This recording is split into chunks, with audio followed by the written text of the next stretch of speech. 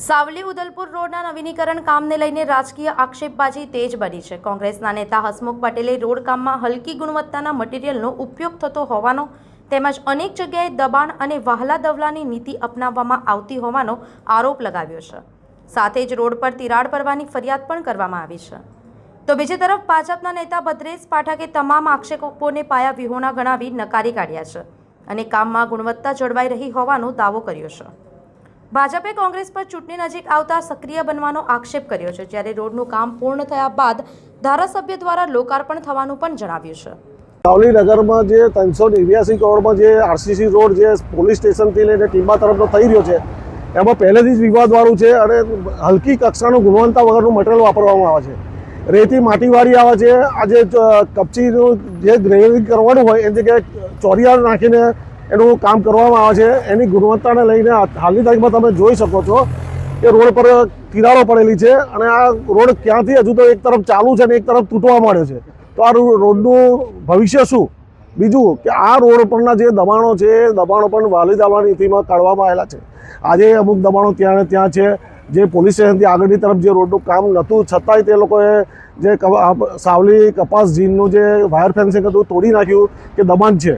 તો મારું એવું કહેવું છે, આ રોડ પર જે આવતા દબાણો દૂર કેમ નથી કરતા અને જે ગુણવત્તાનું ધ્યાન લેવું જોઈએ ધ્યાન લેતા નથી। બીજું આ જે કામનું જે બોર્ડ લગાવ્યું છે એવી જગ્યા આવ્યું છે કે કોઈને ધ્યાનમાં ના આવે કે ભાઈ વર્ક ઓર્ડર મેં 2-3 વખત વર્ક ઓર્ડરની મૌખિક માંગણી કરી પણ મને વર્ક ઓર્ડર બી આપવામાં આવ્યો નથી।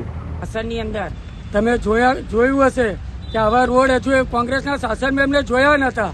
આજે સાવલી નગરની અંદર ધારાસભ્ય શ્રી કેતનભાઈ ઇનામદાર દ્વારા જ્યાં ડબલ રોડ મંજૂર કરવામાં આવ્યો છે તેની તમે ક્વોન્ટિટી જુઓ। આજે 5-6 ફૂટ ખોદાણ કરવામાં આવે છે, એટલું પુરાણ કરવામાં આવે છે અને એ મટીરિયલ એવું સારું મટીરિયલ પણ વાપરી રહ્યા છે। આજે પાયા વિહોણા જે આક્ષેપો કોંગ્રેસના નેતાઓ કરી રહ્યા છે એના માટે હું આજે એક જ કહેવા માંગુ છું કે આજે જે સાવલી નગરની અંદર જે વિકાસ હરણફાળ ભરી રહ્યો છે તે આજે સાવલી નગરની અંદર લોકોને દેખાઈ રહ્યો છે પણ વિરોધ પક્ષના લોકોને આજે દેખાતો નથી।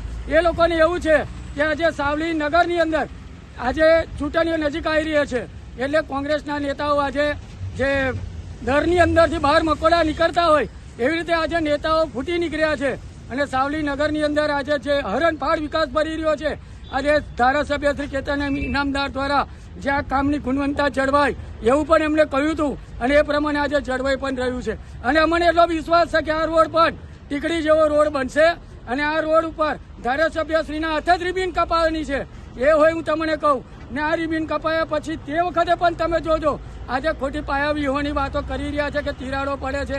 હજુ તો કામ ચાલુ છે, કામ ચાલુ હોય એની અંદર આપણાથી ખોટા આક્ષેપ ના થાય। હજુ રોડ કમ્પ્લીટ તૈયાર થઈ જાય ત્યાર પછી એની રિબીન કપાય તે વખતે રોડ તમારે જોવાનો કે રોડ કેવો બન્યો છે। આજે લોકોને ઓખના કણાની અંદર ખૂંચી રહ્યા છે, વિરોધ પક્ષના લોકોને ઓખના કણાની અંદર ખૂંચી રહ્યો છે જે વિકાસ સાવલી નગરની અંદર થઈ રહ્યો છે। સંવાદદાતા સાથે અભિપ્રાય ન્યૂઝ વડોદરા। આવા જ વધુ સમાચારો જોવા માટે સબસ્ક્રાઇબ કરો અમારી યુટ્યુબ ચેનલને અને જોડાયેલા રહો ફેસબુક, ઇન્સ્ટાગ્રામ અને ટ્વિટર પર।